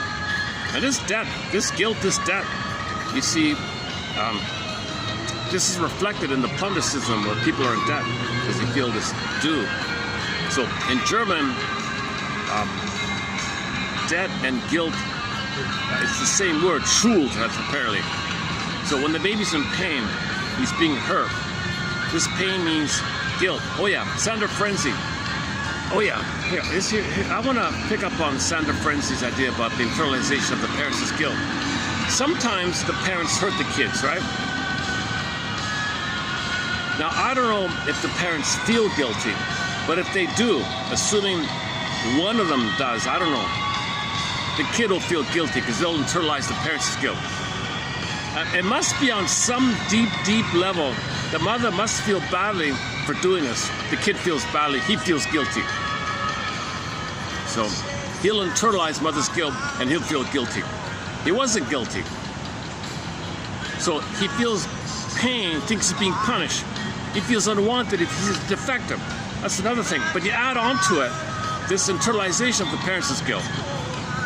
See, this is all learned, right? And where did you learn this from?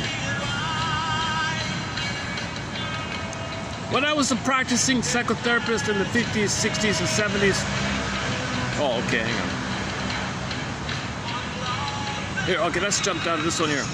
Joseph Ledoux, 95, suggested that the role of therapy may be to allow the cortex to establish more effective and efficient synaptic links with the amygdala, which research has shown is an important part of an adversive emotional memory system. The amygdala is an adversive emotional memory system, implicit memory, procedural memory, survival, fear memory. The amygdala is all there. It's in the amygdala, the unconscious zones. Okay, the body remembers, the system remembers. It's there. The trauma is there in the survival brain. The survival brain does not know time. No time. That's why you gotta have synaptics to the present. Oh, it's the present. Oh, it's not the past. It's the present. Ooh. Okay, it's the present. So you gotta build this idea that you're in the present more and more. I mean, really, have to focus on the present. But the way to help you to focus on the present, number one, name your feelings. That'll tame them. Admit that you're missing something. You realize you're dysfunctional. That builds the present because time is passing. You want to build this time factor. Time is passing. See, when you're in the past with trauma and the fact that you feel no time, you feel like there's no time. So people could be dysfunctional their whole life because they don't understand time properly. If you get out of the illusion of fusion or fantasy bond, it's a bondage by the way. When he says fantasy bond, he means fantasy bond dash edge, bond edge, like you're tied there. That means if you're tied in the past is no time, you don't understand time, you don't understand time, you can't heal. The left brain knows time, so you want to enhance this left side, the cortex side. All these quotes are for this idea. When you name your feelings, that's the left side, that's building time. You make I statements. So that happened, I felt such and such, you know. And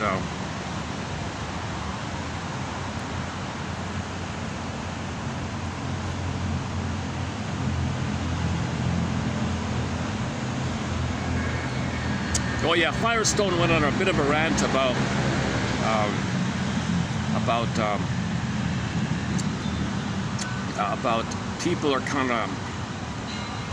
people are being like a red herring away from psychoanalysis, the depth psychology. So they always poke fun on TV. They make the shrinks look evil or incompetent or stupid or something. There's a constant barrage of a mocking. And now, to this very day, you mentioned the word psychoanalysis, they're blaming the mother, you know, things like that. They perverted the translation into English of the past material. So there's a lot of confusion like that. But bit by bit, there are thousands upon thousands of analytic authors, including Firestone and his daughter, Lisa Firestone. They Ogden, Grotstein, Masterson, Klein, Mahler, Fairbairn, Gunther, Solani, Bromberg, so many authors. Bit by bit, they're little candles. The little candles like that to build the time element. To build the time element. If the plunder system discourages it, you see, then you're in the timeless past. And if you don't heal, if there's an attack on healing and you're in the past, well, then they can make money selling you chemicals, right? And then you're in the past. So why would people do that? Well, greed. What's greed? Oral hunger, repetition compulsion. You symbolically, fantasy, gobble up, love, hunger, eat up the planet. We're eating up play the song Big Lie by the singer Rick Evans. There's a line in there that says, we're eating up the planet as fast as we can. So oral, eating, love, hunger, eating, food, mother, eating, we're eating up. It doesn't work. Symbolic mother's not actual mother. Eating, fail, try again, pain, repeat, repetition compulsion, doesn't work. You open a better path. You hope that eating up the planet means you've got mother's love back in the nursery. It doesn't work. We're eating up the planet. Now you can't accept goodness because that's out of your system, so wreck it. So you greed is the search, but you can't accept it, so you wreck it, called grendy. Now the envy part, greed and envy called grendy, now you do both. You greedily search, but you hate it and wreck it. Called grendy, underappreciated term, grendy. It's a disturbing term, I know, but it seems to be what's going on. We're destroying things. Because you can't see goodness. Because goodness, reminds you that once upon a time you knew of this goodness and the pain of not getting it. But you created armor around the pain. So you got to step into your armor, you know. So, and you can. And yesterday's quote was, how'd it go again? The conclusion was, hang on. Was it 35?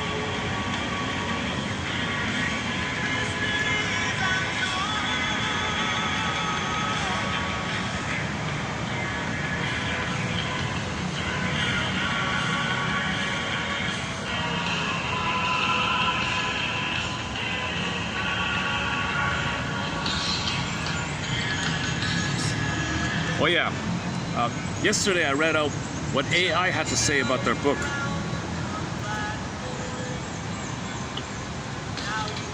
Okay, just quickly then, let me do a quick version of it.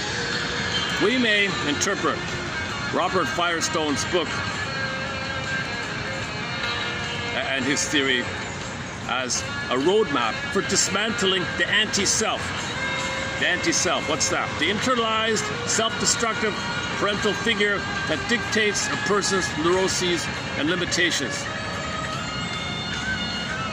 This book is a blend of psychoanalysis and existential psychology. So a little bit of, not much, a little bit of psychoanalysis. The fantasy bond, yes, because that's something in the mind, one with the mother in the mind idea, and introduction idea, and symbolic acting out idea, that's psychoanalysis, right? And then the idea of existential dread is that when you self-activate, you feel the existential dread, the pain and anxiety of not having a mother. So you go back to your armor. Master's axiom: self-activation triggers abandonment depression, which leads to defense. So this is also an existential issue, right?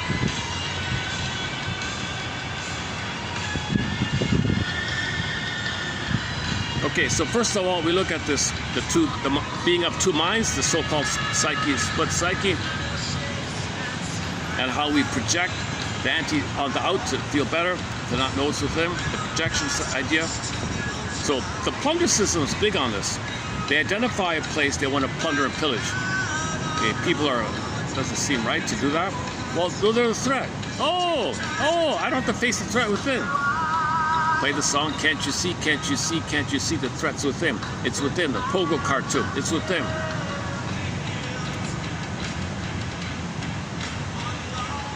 We're all in family, human family, earth family.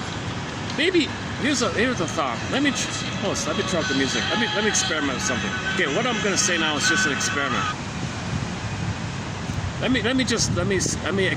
Okay, huge question mark. I just want to experiment with something. Let me try something. Imagine a psych ward, like a schizophrenic kind of unit or something. And something went wrong with the chemistry, the pills or something. And everyone became madly delusional because of the pills. And everyone thought everyone is everyone's enemy and they're all fighting amongst themselves. Really? Was anyone in there an enemy? Was anyone in there an enemy to anyone in there? They're all patients. They're all patients. They're all wounded, wanting help. And they're in a unit there and they want help. But let's say it was an accident with the pills or something, and they all went crazy fighting with each other. You're an enemy, you're an enemy. Are they? No, right? So apply that to the whole planet kind of thing. We're all like this psych ward, a little bit. I'm just using like an analogous parallel just to make the point. So we're all homotraumicus. We're all wounded. We're all wounded.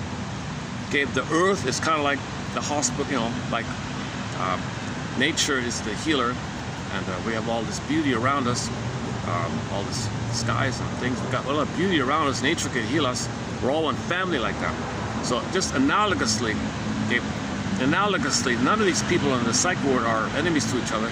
Okay, it's analogously, all human beings, the billions of people here we're all homotraumicus. We're all wounded. We're all wounded. You see, now we also feel pain and we project the threat within outwardly and say others are bad.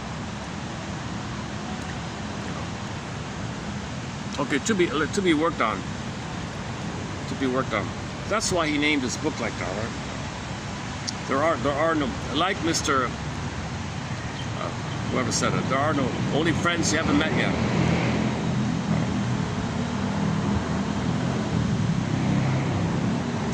Back to the where is that here?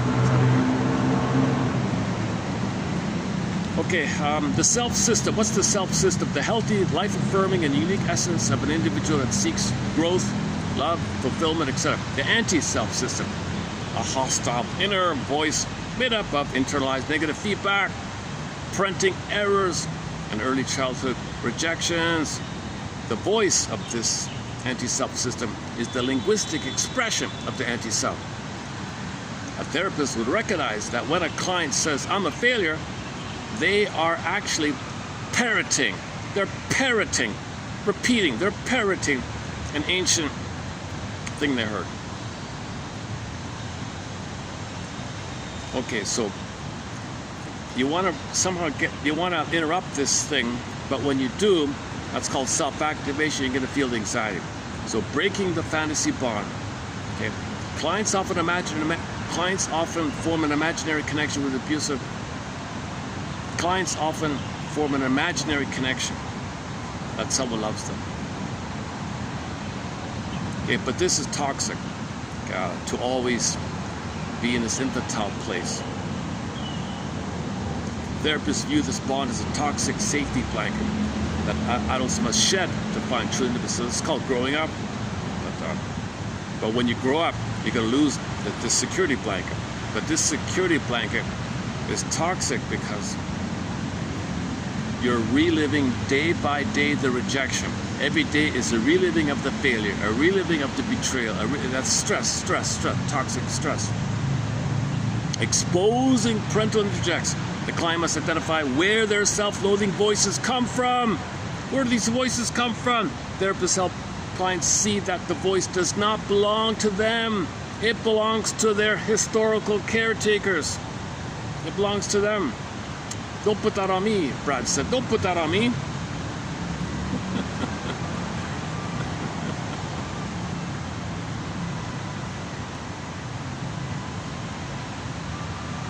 Okay, so when we talk about differentiation, this is the idea that you want to unblend from this hope to get mother's love in the past through substitutes and recreating the past and the present. So you, okay. The therapist instructs the client to verbalize their negative thoughts using you instead of I. So one woman kept saying, one woman kept saying to herself that she thought she was ugly. I'm so ugly, I'm so ugly, right? No, hold the phone here. Somebody said that to you. Make that a you, put it on the chair in front of you, and and your mother's saying you're ugly. Oh, my mother's saying I'm ugly. I mean, I'm not. No, you're not ugly. Your mother said you're ugly, and to please her, and she wanted you to please her. You believe, and the way to please her, the way to have the connection, you have to give yourself up for the connection. You have to sacrifice yourself to have the connection. It was conditioned. Mother said, "I'll only approve of you if you believe you're ugly. You're ugly. Okay, I'm ugly. Oh, then I accept you." Because the mother was creating fusion, symbiosis. She wants the same. The mother wants so she's parentified the child using this trick. So the child grows up. Wait a minute, that voice is my mother saying to me. She said, "Little girl, you're ugly." I learned it from her. So it's not. So you stop saying I'm ugly. You say my mother said that to me. So it's outside. This creates distance between you and the problem. A clinician heavily values Firestone's inclusion of existential dread. The book argues that as people begin to break their defenses, live fuller lives, their old fears increases because they finally have a life worth losing. A therapist would interpret this as a warning. True psychological growth will trigger deep anxiety, and clients must learn to tolerate this discomfort rather than retreating back to self-sabotage. This is a very close parallel to Masterson's excellent axiom. Masterson's axiom for therapy is self-activation triggers abandonment depression. And what do you do when you feel all this anxiety? You eat a cookie. It's called defense, or go back to your old way, your old defensive structure, your armor. So this is the message here. That's the existential component of this, that you're going to feel like you're going to die. He calls it death anxiety. I don't like his phrase, death anxiety. Masterson calls it massive anxiety or abandonment depression. Abandonment depression being an umbrella term of helplessness and hopelessness, powerlessness and shame, depression, all that stuff. One guy calls it persecutory anxiety, another guy calls it annihilation anxiety, another guy calls it disintegration anxiety. It's the anxiety where you think you're going to die. So Firestone says, well, let's just call it death anxiety. Yeah, but nobody wants to use that. Why using that word? I also don't like the word. The problem with I think Firestone, I think his ideas are fine, but the label he gives, death anxiety, voice therapy, separation theory, these are too vague and it overlaps with other associations. So his fantasy bond, like there are all these key phrases that he uses. When you read his book, okay, it makes sense. But when you first hear it, like I did before, I just, what is this? This is all flaky stuff. I don't get this. So fantasy bond means the baby must believe mother loves him. So it starts off like that for his survival. For his survival, he must believe mother loves him. Otherwise he'd perish, so he fantasizes mother loves him. Now later on, to hold on to that, it's a bondage, fantasy bondage. So fantasy bond, it means like, it's an abbreviation of fantasy bond, like the armor, you're in the past, living in the past, waiting for what's up in the past. Eating a cookie is a fantasy bondage, it's toxic, it hurts you. Every time you eat a cookie or cigarette, you're repeating and reliving the rejection, the failure, the stress, the pain. So you're bonded, it's toxic like this. Okay, separation anxiety. Well, you're in a developmental process.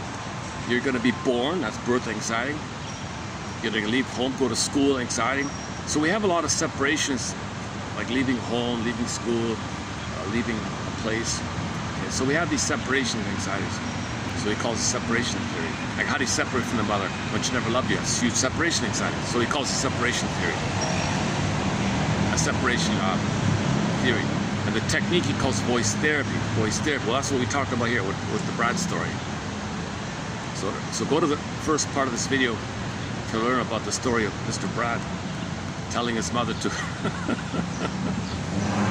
It's very rare. It's very rare for someone to face the truth of the greatest hurt of all. Mother failed me. If you have a harsh inner critic, if you have some of your own personal thoughts that's really putting it down like that, okay, your mother put you down. Now she may not have verbally said these things. She did it non-verbally, but non-verbal communication is still a communication. Later it found worse, but it's still a non-verbal communication. If the father's schizoid says, leave me alone, he's saying, back off, I hate you, go away. Well, you learn. Well, there's a thought. People who feel lost in life, maybe the father said, get lost. Yeah, maybe the father said to the kid, non-verbally, get lost, kid. Okay. Then he says, I should get lost. I should be lost and get lost, and I'm lost. It's just, if people feel lost in life, I feel lost in life. So put it out, so you got to put it out like that. Okay, I'm starting to drench and sweat. My fan didn't last very long today. Look at that. Should we just leave it there?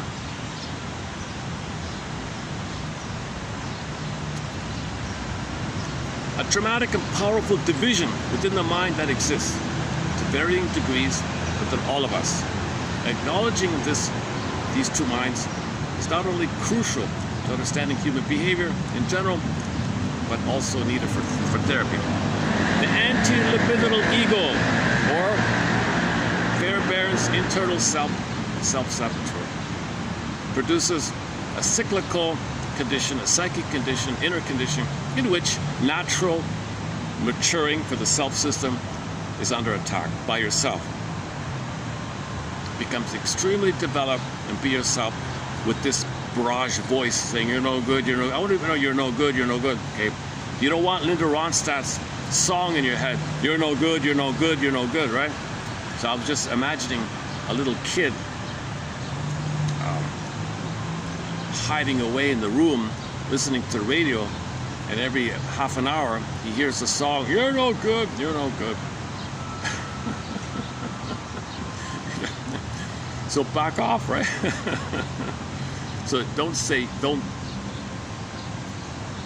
someone else said that. You're good. So put it out. So make this transition of exercising out, putting it out. It's not I, fill in the blank. Someone said you that. So that's the transition, the voice therapy, the I to the you. Put it on the chair in front of you, and someone is saying that to you. That's in front of you. That's not you. You're beautiful. You're beautiful. You're like what she said. You're like the mountains. You're like the snow in the mountains. How did it go again?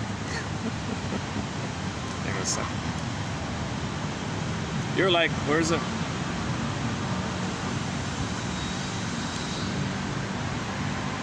Oops. Where is it?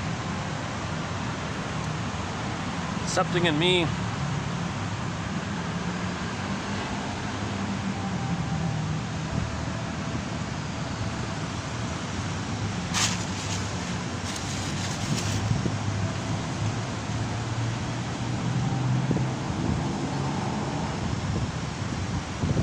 Oh, here it is.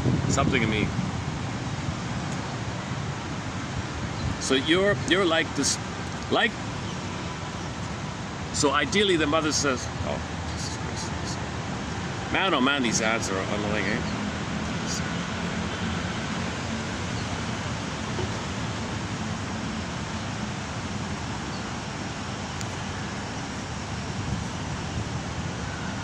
Sometimes it's hard to block it, eh?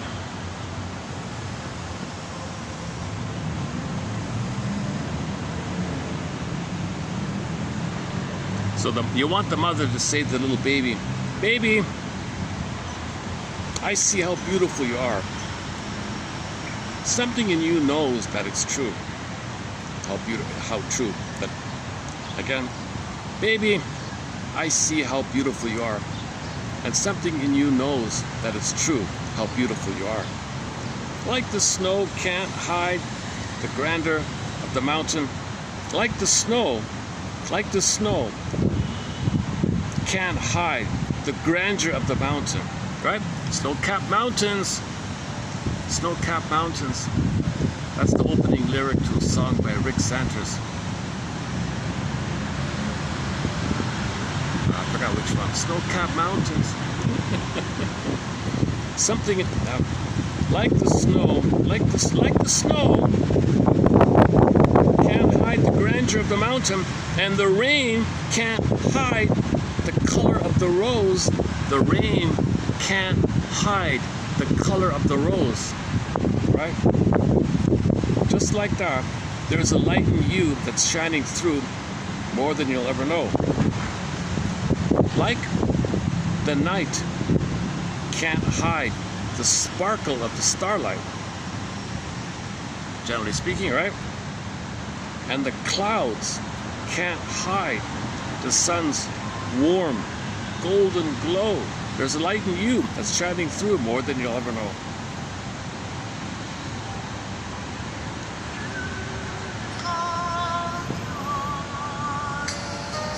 Something in you knows that it's true, how beautiful you are.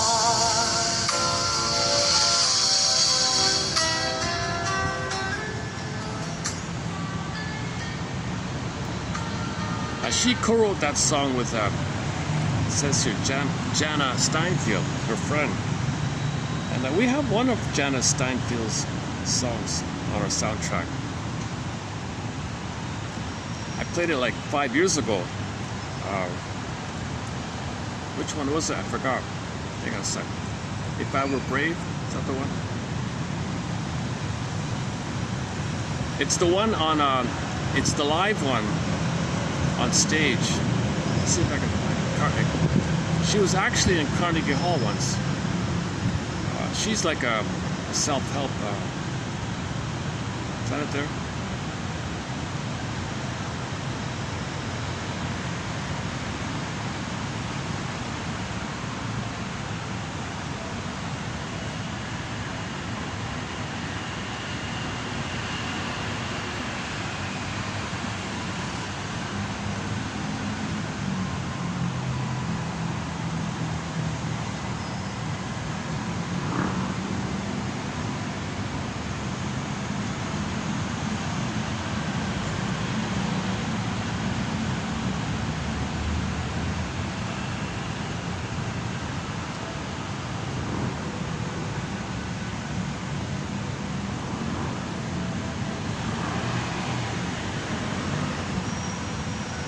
Okay, it's an album. I see. It's an album live at Carnegie Hall. So that song you just heard by Lisa Firestone was co-written by this young lady. I Wish You Strength. Is that the one? I Wish You Strength. Might be this one here. Let's see. Never, and I mean never, ask, how was your weekend?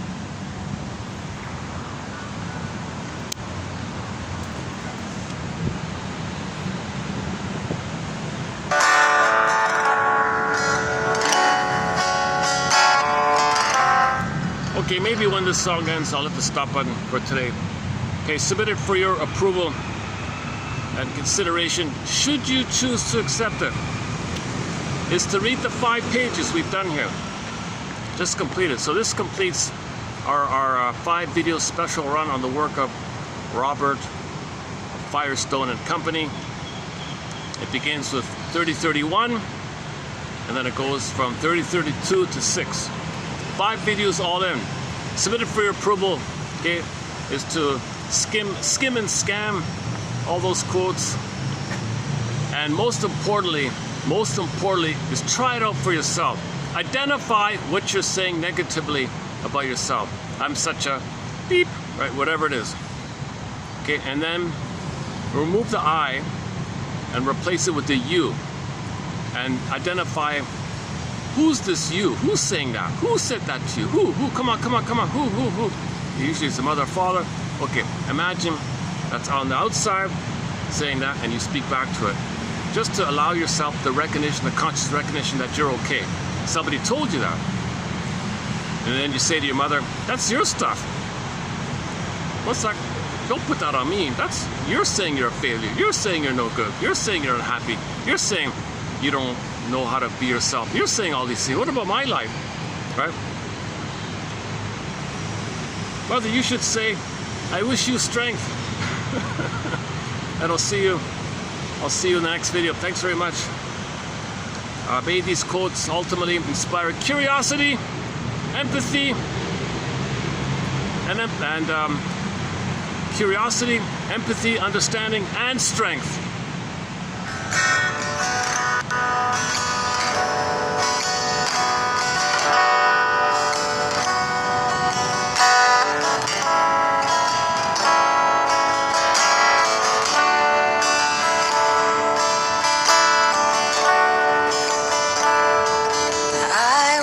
Strength to rise unafraid, like the morning sun taking on the day.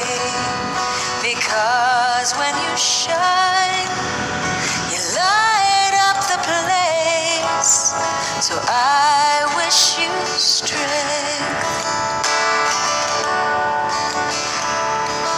I wish you faith that you'll overcome whatever you face until your journey's done. Stronger than words, as certain as grace. I wish you faith.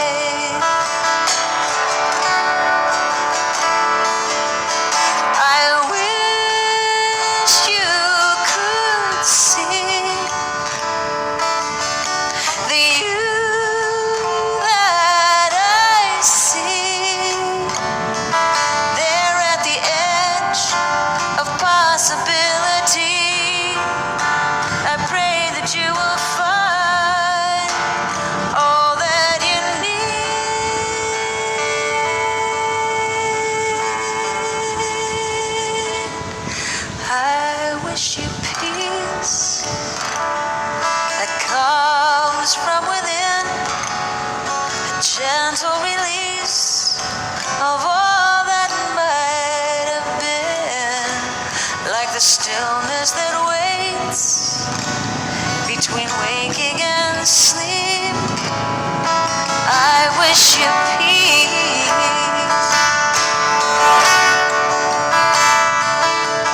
I wish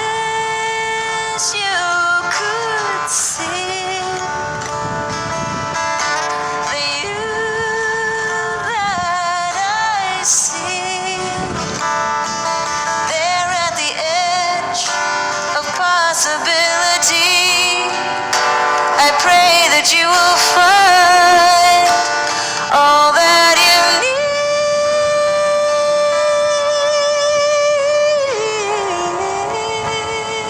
I wish you strength to rise unafraid, like the morning sun, taking all the day. Because when you shine, you light up the place. So I